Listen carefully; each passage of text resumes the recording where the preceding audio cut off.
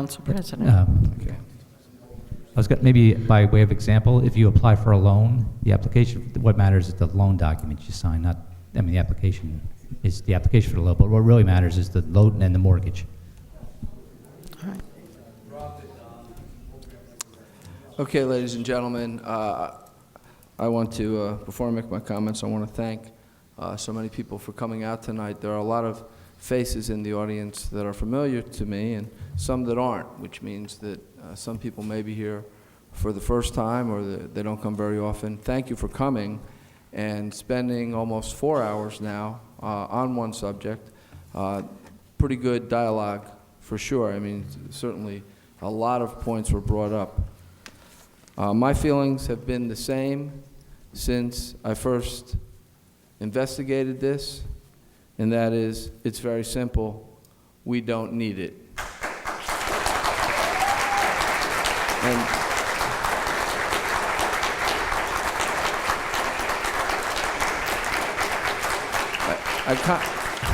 I kind of sound like a broken record on that, but you know, our generation here, I'm going to say most of the people in this room understand that. I used that term the other day to a teenager, and they did not know what a broken record meant.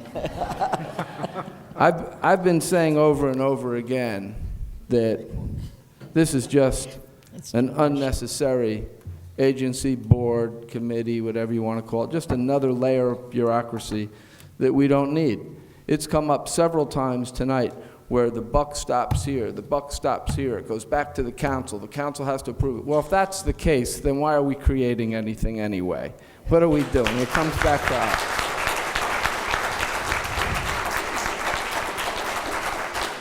The cost on this, of course there's going to be a cost on this. If you do this, there's going to be a cost to Edison taxpayers. And for what? And I'm very concerned about the politics of it.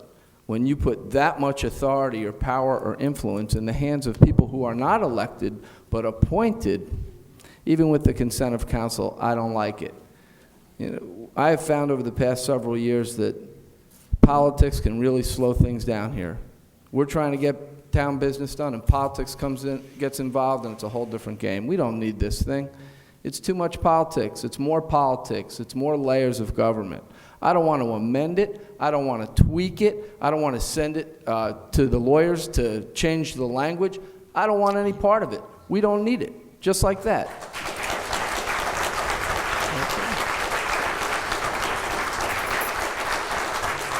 So I'm a little concerned because this is an interesting position here. The motion to table that looks like it's coming down, that sends a little bit of hope that, well, okay, maybe the vote will go my way, and when we look at it a couple weeks from now, whenever, we won't vote for it.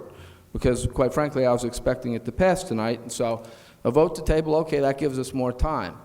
But when the folks came in tonight, I talked about the Edison Transit Village, or whatever they want to call it, and I said the problem I have with the mayor's statements is that I almost see some type of compromise there. Like, well, we're not going to take 800 houses, we'll take something else. I'm feeling the same thing here. We can table this, and I'll vote to table it so we live another day to fight another fight. But I'm afraid that we'll tweak it, amend it, change the language, do something, and we end up with something that is still unnecessary, that we still don't need.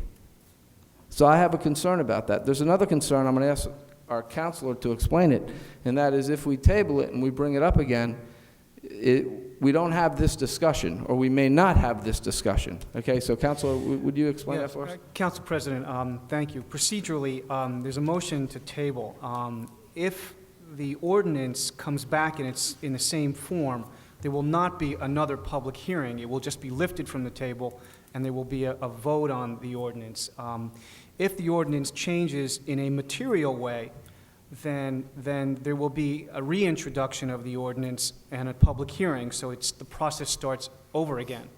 If there are changes that are non-material to the ordinance, then again, there would not need to be a public hearing, there would not need to be an introduction or a second reading. It could then be a discussion again and then a vote by this council.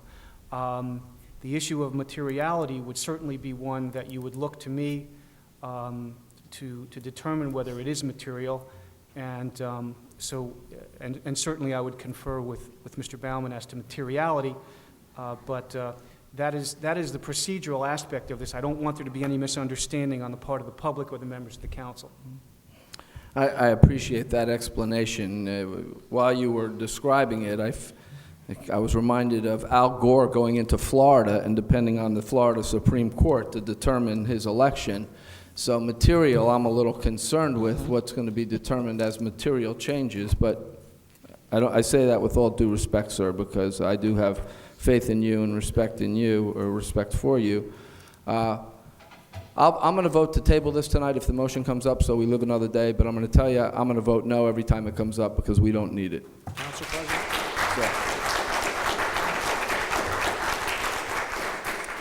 I've got another question just about all of this.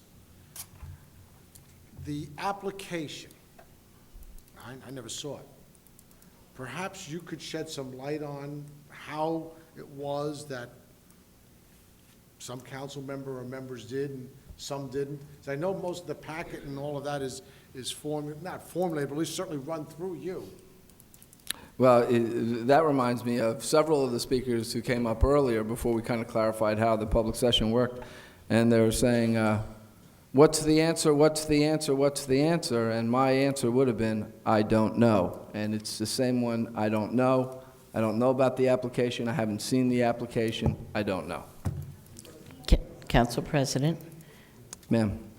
is it possible for us to get full copies of the application? I'm sure right now, especially with a motion to table that gives you more time, we can ask for everything we need and look at everything again, and sure. Yeah, but I also absolutely. want to know, Council President, I'm sorry, I didn't mean to Sure, go ahead. step on No, your go ahead. mind, step Yeah. on your words there, but I want to know, I'm curious about this, because I lived through a budget for a number of months where we couldn't get available public information. We tried to be polite in asking for the information, never got it. Then when we got here and got the information, some folks castigated us for not being aggressive enough looking for it. And I want to know how it is, and it could be a very simple answer. Council members have it, some council members don't. Because if that's the case with this item, what else is out there? And I don't know. And it may be a very simple answer to that question, Okay. but I don't know. Councilman? Council President, Sure. I already explained how I got it. Okay. I simply asked. Okay. Simple as that. Okay, Liz. And Okay. Councilman Karabenchik also showed me it at the last meeting we went through. I have it, so you just ask. You can ask the administration for almost anything, they'll give it to you. Okay. Okay. All right. I know the public has said a lot, and I think we've said what we've said. Councilwoman Griffin-Newsack, do you have a motion? Motion to table. Is there a second? Second. Roll call, please. Councilmember Griffin-Usack? Yes. Councilmember Muscola? Yes. Councilmember Massaro? Yes to table. Councilmember Perlstein? Yes. Councilmember Dr. Prasad? No. Councilmember Rosigliano? Yes to table. Council President Deal? Yes.